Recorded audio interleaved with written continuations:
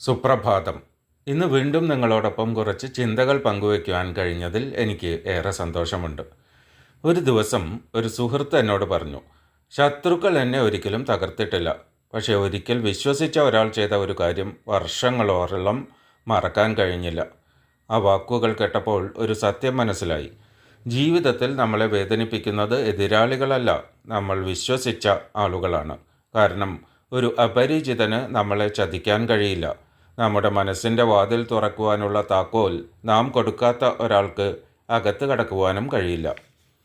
ജീവിതത്തിൽ നമ്മൾ ഒരിക്കലെങ്കിലും വിശ്വസിച്ചു പോയവർക്ക് മാത്രമേ നമ്മളെ ചതിക്കുവാൻ സാധിക്കുകയുള്ളൂ. അതാണ് ചതിയുടെ യഥാർത്ഥ വേദന. അത് നഷ്ടപ്പെട്ട പണത്തെക്കുറിച്ചല്ല, നഷ്ടപ്പെട്ട അവസരത്തെക്കുറിച്ചുമല്ല, നഷ്ടപ്പെട്ട വിശ്വാസത്തെക്കുറിച്ചാണ്. ഒരാളെ വിശ്വസിക്കുക എന്നത് ഒരു ധൈര്യമാണ്. നമ്മുടെ മനസ്സിൻ്റെ ഒരു ഭാഗം മറ്റൊരാളുടെ കൈകളിൽ ഏൽപ്പിക്കുന്നതാണ്.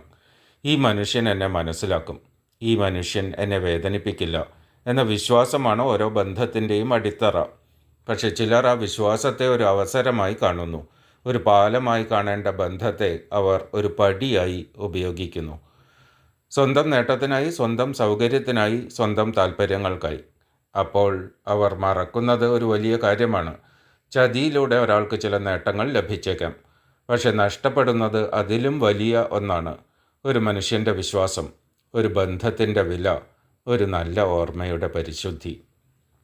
ചതിയുടെ മുഖംമൂടി അണിഞ്ഞവർ ബന്ധങ്ങളുടെ വില മറന്നവരാണ്. കാരണം ബന്ധങ്ങൾ നിലനിൽക്കുന്നത് ബുദ്ധി കൊണ്ടല്ല, വിശ്വാസം കൊണ്ടാണ്. ആ വിശ്വാസം തകരുമ്പോൾ ബന്ധം തുടരുന്നുവെന്ന് തോന്നാം, പക്ഷെ അതിൻ്റെ ആത്മാവ് നഷ്ടപ്പെട്ടിരിക്കും. എന്നാൽ ഇവിടെ മറ്റൊരു സത്യമുണ്ട്. നമ്മളെ ചതിച്ചവരെക്കുറിച്ച് ചിന്തിച്ച് ജീവിതം മുഴുവൻ ചെലവഴിക്കേണ്ടതില്ല. കാരണം അവരുടെ പ്രവൃത്തി, അവരുടെ സ്വഭാവത്തെക്കുറിച്ചാണ് പറയുന്നത്, നമ്മുടെ വിശ്വാസത്തെക്കുറിച്ചല്ല. ഒരാളെ വിശ്വസിച്ചു എന്നത് നമ്മുടെ തെറ്റല്ല. വിശ്വാസത്തെ വഞ്ചിച്ചു എന്നത് അവരുടെ തിരഞ്ഞെടുപ്പാണ്. അതിനാൽ ചതിക്കപ്പെട്ട അനുഭവം നമ്മെ കയ്പുള്ളവരാക്കരുത്, കുറച്ചുകൂടി വിവേകമുള്ളവരാക്കട്ടെ. എല്ലാവരെയും സംശയിക്കുന്നവരാക്കരുത്.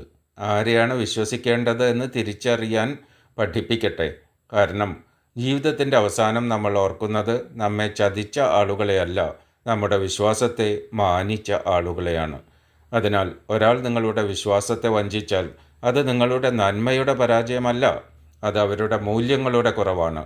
കാരണം വിശ്വാസം നേടുക ഒരു ഭാഗ്യമാണ്, അതിനെ കാത്തു സൂക്ഷിക്കുക ഒരു ഉത്തരവാദിത്വമാണ്, അത് തകർക്കുക ഒരു തിരഞ്ഞെടുപ്പും.